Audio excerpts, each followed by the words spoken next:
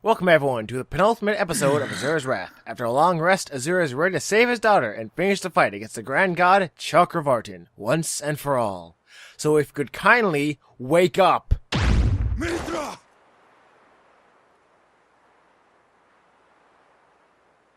You are awake.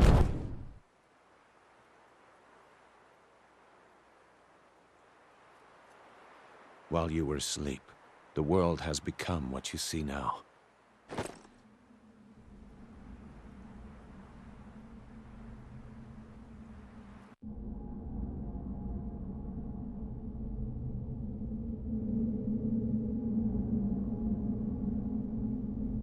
The end of the world of which he spoke could begin at any moment. We are out of options. His power is too great. There is only one way. What do you mean? Let us decide once and for all. Decide what?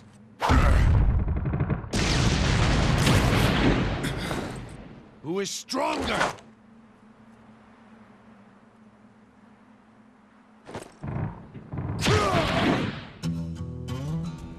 Let me see how strong you really are. Show me how strong you are, Asura!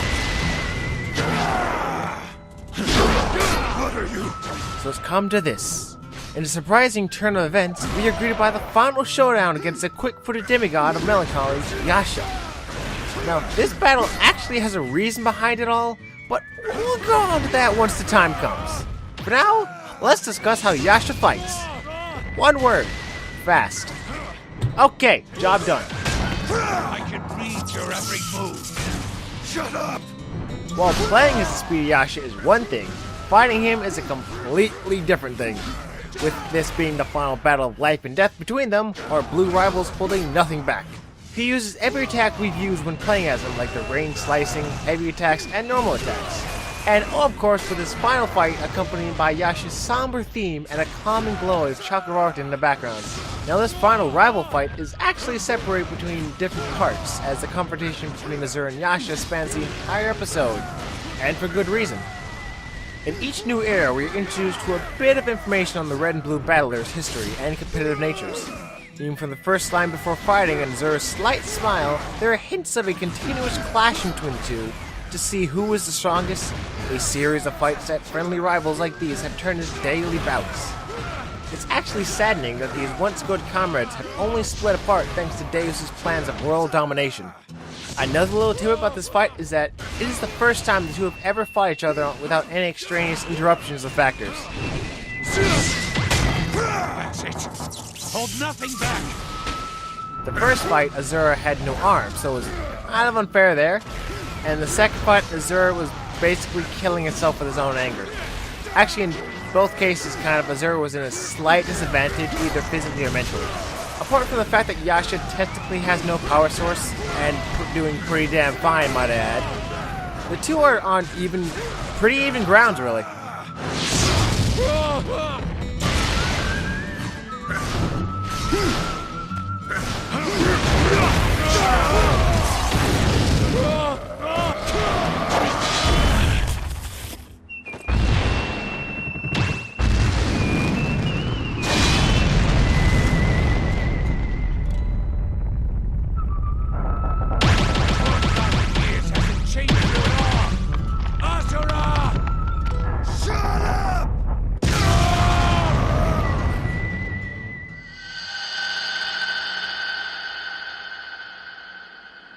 snap, they punched so hard they created a flashback on their rivalry. Cool.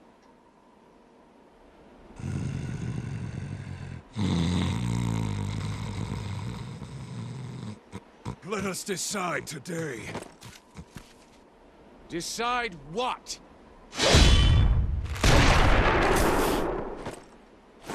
Who is stronger?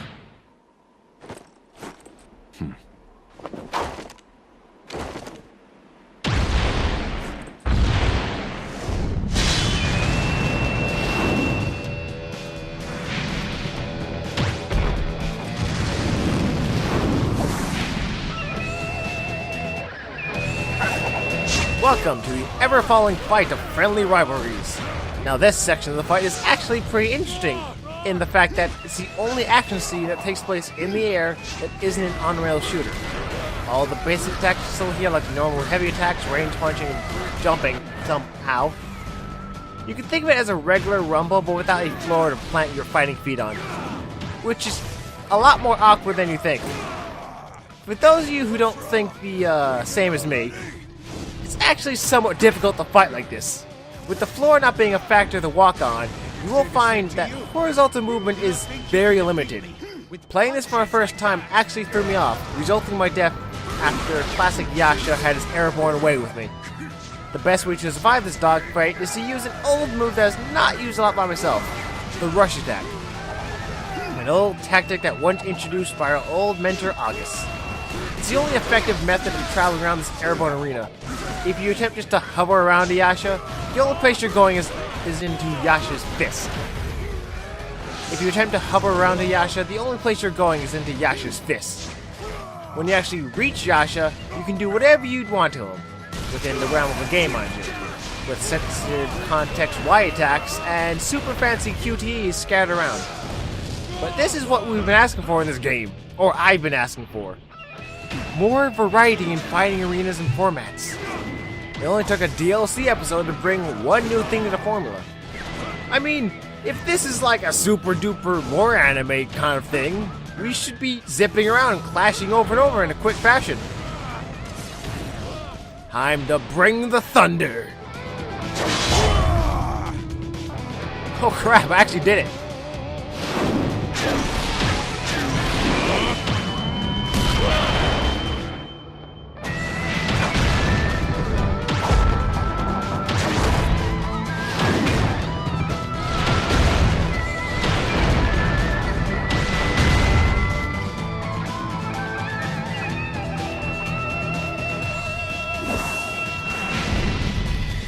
I'm tired of seeing your face! Then I will end this for you right now!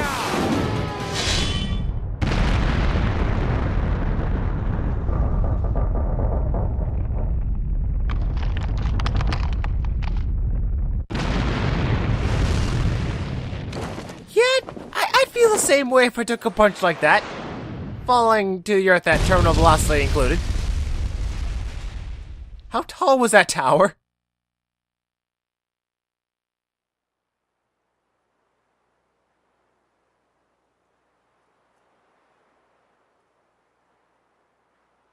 It seems Durga will give birth any time now. Yes. Hopefully, the child does not look like you. It's not your concern. We must make the world a suitable place for the child. Take care of Durga. I will.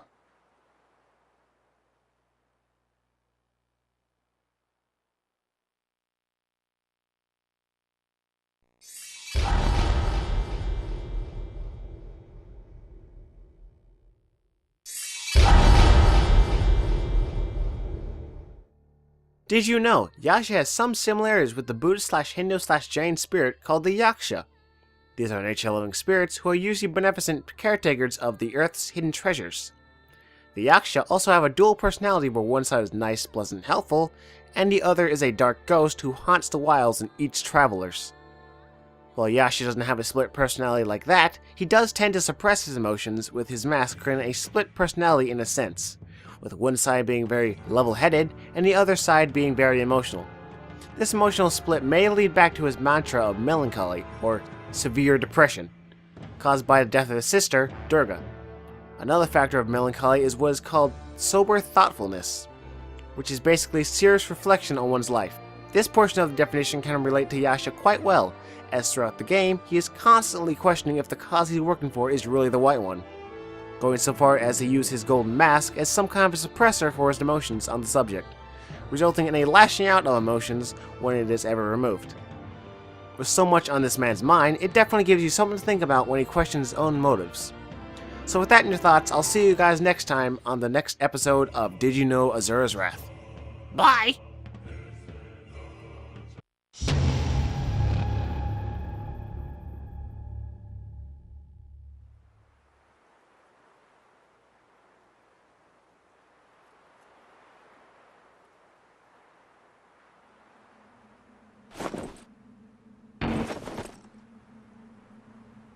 Do you think someone like you could do something as important as save the world? You are just a fool that only knows how to break things!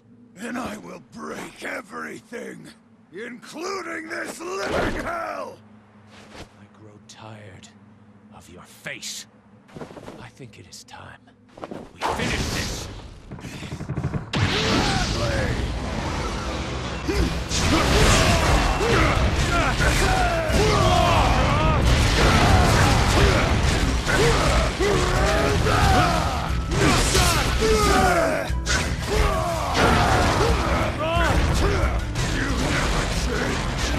Look who's talking! I hope you're ready to duke it out with Super Modern Yasha, because if you're not, oh boy, you're gonna get your mind bogged while some intense speed. Like we've seen when playing as Yasha and busting out the Unlimited mode, the context-sensitive Y attacks that was once our best friend is now our worst enemy. Unlimited mode brings the boons like upgraded strength and speed. This is your... What are you mumbling about? So you can expect a lot of heavy attacks being unleashed upon us, with no disregard for cooldown, because Yasha is a boss. In many senses. The quick blurs are the worst of it because it covers a lot of range, it happens pretty instantly, so you need lightning fast reactions for it. I do find the idea of placing this very battle in the DLC part and not in the actual game to be a bit of a weird idea. Throughout the whole game, you're giving little teases here and there of the conversations, the witty banter, and the bouts between them, making them out to be clear rivals. In an anime-like game like this, constant conflict between the two would have one to expect. Always Speak for yourself! overgrown, eh? Stubborn bastard!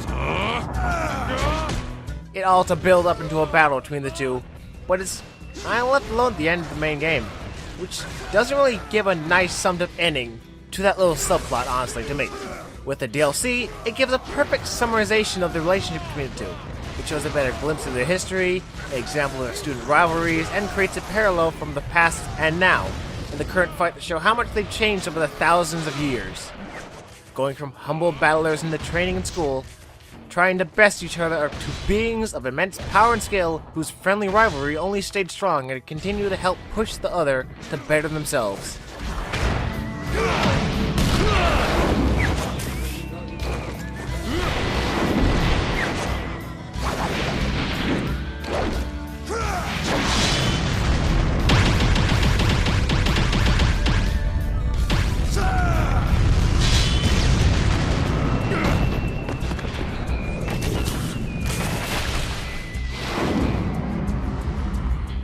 And there it is. The whole reason this final fight happened. All the intense fighting and smack talking was to help bring out the power of the mantra reactor through Azura's main mantra of wrath, and turn Asura into the hero the world needs.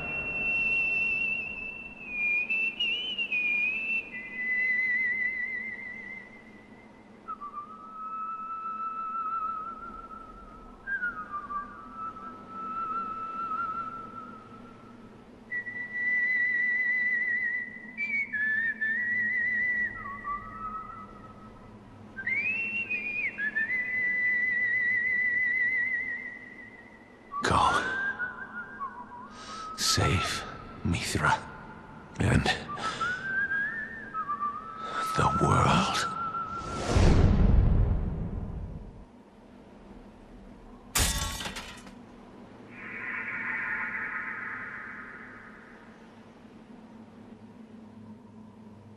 Idiot.